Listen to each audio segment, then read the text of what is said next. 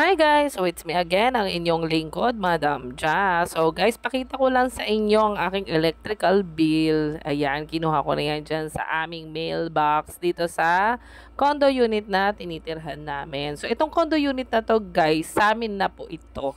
So ayan guys, check natin. Guys, ito siguro marami maiinggit dito pag nakita ito electrical bill ko. Pahawakan nga nung envelope, Johan.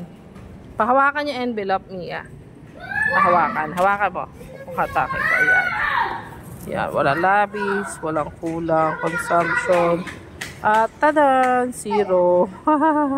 Zero ang aking electrical bill. So, ayan. Thank you guys. Community namin. Ayan guys. Ayan. Ayan ang aming community. At ayan si Boss Joey. Ayan. Ito yung mailbox na. At may elevator. Ayan ang elevator guys. At ito parking. Ayan ang parking namin. Yan. So kami aalis na guys.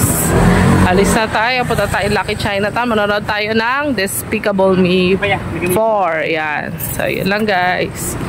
Ayan. Ito parking namin yan guys. So pinaparentahan namin ang aming parking. Ayan. Ito lang ang slot namin dito. Pinarerentahan namin pero sa amin yan. Yan, yung kahabaan na yan. So, yun lang guys. Thank you. Bye-bye. So, yan. Alis muna tayo guys. Yan. Alis muna tayo. Alis muna tayo guys. Maganda tumira dito kasi may tawang waste management dito. And at the same time, ayan, ganyan. Ganyan ang buhay namin. So, nakasalubong ko pa yung nagre-rent ng parking namin. Ayan, may tamang tapunan ng basurahan. Tapos, ayan. Alis tayo guys. Special lang muna. Saglit sa mga kids. Sunday ngayon. Kahit gabi na. Ayan, pasyal na tayo saglit. Kahit hinapon na. Ayan guys. I-tour ko lang kayo sa tinitira namin ngayon. Ayan. May mga building dyan. So, medyo mahihilo kayo pag hindi nyo kabisado. Guys, ayan. May ano. At ayan. Guys.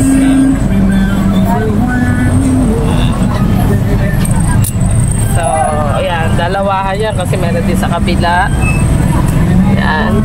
Lot 2. Kami lot 1. So, ayan. Lot 2 yun. Yung kabilang side, lot 2, kami lot 1. So, ayan guys. Okay naman dito. Wala naman ipis sa unit namin. Wala naman. Nasa ano kasi kami, sa lot 1. So, sa lot 2 kasi, syempre pang malapit na sa creek, hindi talaga problema doon. Ayan, ganyan. Ayan ang itsura niya guys. So, ayan na. Yun lang. Thank you for watching. Bye-bye. Naman yung mall niya guys. Ayan. Yan naman ang Deca Mall namin. Yan ang aming mall dito. So, pagpasok mo doon from the outside, yan, makikita niya yan. Yun, entrance. Ito yung sinasabi ko kanina, lot 2. Tama, ito yung lot 2. So, pagdating mo sa lot 2, wala mo kasi sa laban. Pagdating mo sa lot 2, ulan eh. Ayan, meron dyan grocery store, Jollibee, Chowking, ayan. So, dito na tayo lalabas. Ayan na guys. Ayan. So, lot 2 yan, tama. Lot 2. So, ayan. Ayan guys. So, ayan. Tatawid na tayo dito sa bridge. So, yan yung sinasabi ko. Ayan. Yan yung lot 2. Kung makikita nyo, ayan. Lot 2 yan guys.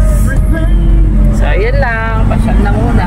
Bye-bye. So, yun na nga guys. Pakita ko rin sa inyo ang aking view. Everyday, ito ang nakikita kong view. Mapa umaga, mapa sunset. Perfect na perfect talaga ang view ko. At alam nyo ba, nakaka-unwind. Kasi, feel na feel ko talaga na nasa hotel ako daily. So, isa ito sa mga magandang spot talaga na nakuha namin. Ayan guys, lalo na pag magsa-sunset, ang ganda-ganda, kitang-kita mo yung sunset view. Tignan nyo naman guys, so relaxing. At isa rin sa nagustuhan ko sa pagtira ko sa condo unit kasi another investment talaga namin to para sa mga anak namin. So meron na kaming talagang tinitirhang bahay, meron na kaming napatayo at napagawang bahay. Ayan, proud kaming ibalita yan sa inyo. And then at the same time, nagdagdag pa kami ng investment. At hindi lang ito guys sa amin na tong unit na to, tong condo unit na to. Pero magdadagdag pa ako na isa pang bahay sa subdivision naman. Pero I think along Bulacan na. So yun, na may swimming pool yun guys. So ganun lang, trabaho lang tayong malupit.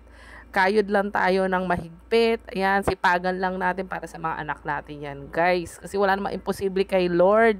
As long as tayo ay mabuting tao at marami tayong natutulungan, si Lord hindi po tayo pababayaan. So, ayan, guys, ang ganda ng view. Tignan nyo naman, di ba?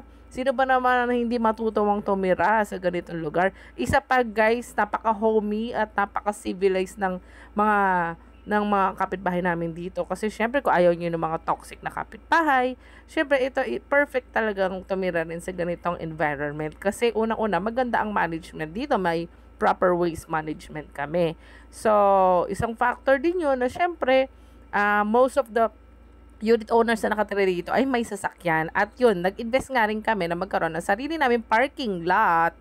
At yun, pinauupahan namin sa mga gusto mag-rent. So, sa ngayon, fully occupied po ang aming parking lot, guys, ha?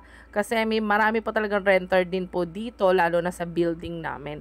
So, ayan, guys, so blessed and so happy talaga kami. Ayan, tanaw ko yung pinagawa ni Yorme na condominium. Ayan. So, happy lang. At sa mga gusto mag-inquire, guys, ayan, kontakin nyo lang yung Deca Mall. Okay na okay naman po tumira dito. Taliwas sa mga sinasabi ng iba. So, yun lang. Pa-subscribe, pa-like, pa-follow. Thank you for watching. Bye-bye!